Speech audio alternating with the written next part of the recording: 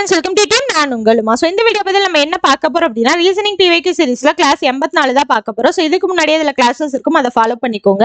அதே மாதிரி maths PYQ சீரிஸும் உங்களுக்கு கிளாஸ் போயிட்டு இருக்கு, நீங்க அதையும் ஃபாலோ பண்ணிக்கலாம். இன்னைக்கான 5 கேள்விகள் 5மே பார்த்தீங்கன்னா டிஃப்ரெண்ட் டைப்ல இருக்கும். ஸோ தெளிவா கவனிங்க. 8 மாமரங்கள் ஒரே நேர்கோட்டில் உள்ளது. ஒவ்வொரு மரத்திற்கும் இடையே உள்ள தூரம் 3 மீட்டர் எனில் முதலாவது மற்றும் 8வது மரத்திற்கு இடையே உள்ள தூரம். ஸோ ரொம்ப சிம்பிள் பாருங்க. 1 2 3 இந்த மாதிரி 8 மரங்கள் நடுறாங்க.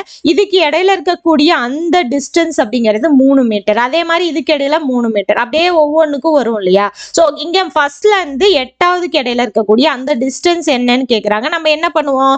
8 × 3 24ன்னு போடுவோம். பட் இது தவறு. ஏன்னா 2 மரங்களுக்கு இடைப்பட்ட தூரம் தான் 3 மீட்டர். அப்ப 8 இருக்கும்போது உங்களுக்கு இடைப்பட்ட தூரம் அப்படிங்கிறது 7 தான் வரும். ஓகேவா? அப்ப 7 × 3 21 மீட்டர் அப்படிங்கிறது தான் ஆன்சர். ஆப்ஷன் பி தான் ஆன்சர். ஓகேவா?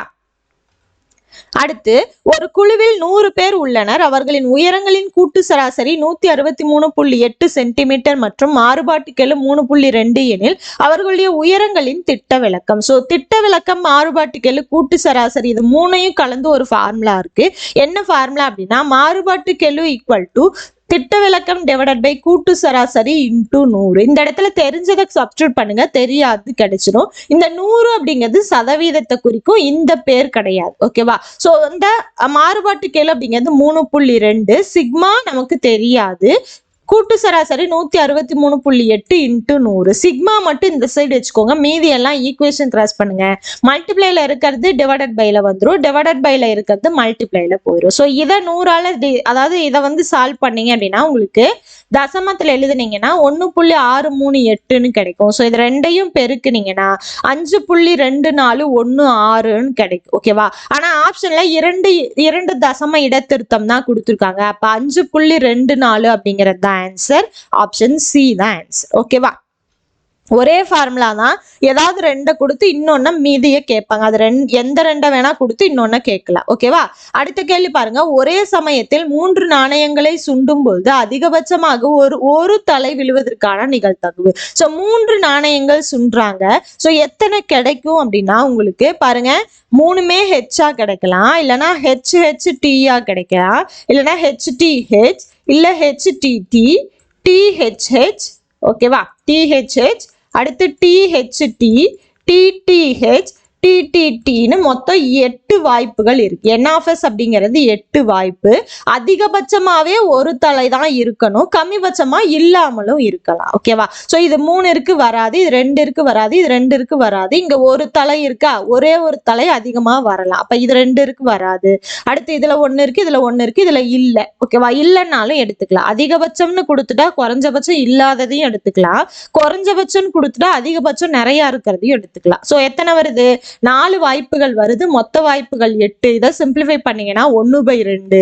ஆப்ஷன் சி தான் ஆன்சர். ஓகேவா? அடுத்த கேள்வி பாருங்க. கீழ்காணும் வடிவம் ஒரு தாயக்கட்டையின் மேல் பரப்பை காட்டுகிறது. கீழே கொடுக்கப்பட்ட இணைகளில் எது எதிர்பக்கங்களில் அமையாது? சோ இந்த மாதிரி கொடுத்துட்டான் அப்படின்னா, இங்க ஸ்ட்ரெயிட்டா இருக்கு இல்லையா, இந்த இடத்துல 1 விட்டு 1 தான் ஒண்ணுக்கு ஒண்ணு ஆப்போசிட்டா இருக்கும். அது போக வெளியே 2 இருக்கும் இல்லையா, அது ஒண்ணுக்கு ஒண்ணு ஆப்போசிட். ஓகேவா? எப்பயுமே 1 விட்டு 1 ஒண்ணுக்கு ஒண்ணு ஆப்போசிட். பாருங்க, 1க்கு 3 ஆப்போசிட், 2க்கு 4 ஆப்போசிட், வெளியே இருக்க ஒன்னொன்னுக்கு ஆப்போசிட். இதை நீங்க மடிச்சீங்க அப்படின்னா அது வந்து உங்களுக்கு டைஸ் மாதிரி தான் வரும். ஓகேவா? இப்ப கேள்வி அமையாத இணை அப்படின்னு கேக்குறாங்க. எதிர்பக்கத்துல அமையாதது 1 மற்றும் 3, 1 3 ஆப்போசிட் தான் அப்ப வரும். 6 5 ஆப்போசிட் தான் வரும். 2 4 ஆப்போசிட் தான் வரும். இந்த இடத்துல 1 4 ஆப்போசிட் கிடையாது, அட்ஜசன்ட் சைடு. அப்ப இது மட்டும் தான் வராது. கேள்வியும் இதுதான், வராதது என்னன்னு தான் கேக்குறாங்க. அப்ப ஆப்ஷன் டி தான் ஆன்சர். ஓகேவா? அடுத்த கேள்வி. AB = 12, BC = 24 எனில் YZ என்பது. ஸோ நார்மலா ஏக்கு 1, பிக்கு 2, சிக்கு 3, இந்த மாதிரி இசட்டுக்கு 26ன்னு போடுவோம் இல்லையா, அதே தான். ஏவோட வேல்யூ 1, பியோட வேல்யூ 2, அடுத்து பியோட வேல்யூ 2, சியோட வேல்யூ 3. அப்ப என்ன வரும்?